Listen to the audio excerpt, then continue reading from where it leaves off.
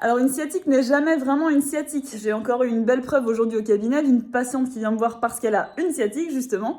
Et elle a une douleur dans la fesse et dans la jambe qui est vraiment chronique dans sa vie. Voilà, donc je commence à travailler. Donc bien souvent quand on pense à sciatique, on pense au nerf sciatique, donc on pense au bas du dos, à la fesse et au bassin, au niveau des blocages. Sauf qu'en fait, pas du tout. Là, les causes, les origines des douleurs de sciatique, en tout cas des sensations de douleur de sciatique, sont tout le temps différentes en général d'un patient à l'autre. Vraiment, je le constate à chaque fois.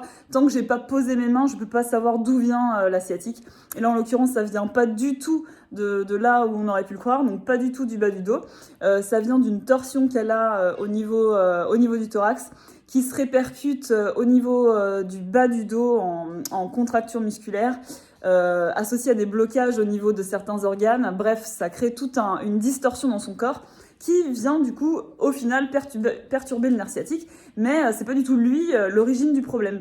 Donc voilà, tout ça pour dire que quand on dit j'ai une sciatique et qu'on s'amuse à faire par exemple des infiltrations à ce niveau-là, il y a des gens pour qui ça fonctionne parce qu'effectivement l'origine du problème peut être à ce niveau-là et donc ça peut avoir des bonnes répercussions. Mais il y en a d'autres pour qui ça n'a pas du tout de résultat parce qu'en fait le problème de l'inflammation ne vient pas du tout du nerf. Donc voilà, il y a toujours des origines différentes et aujourd'hui ça a encore été un très bon exemple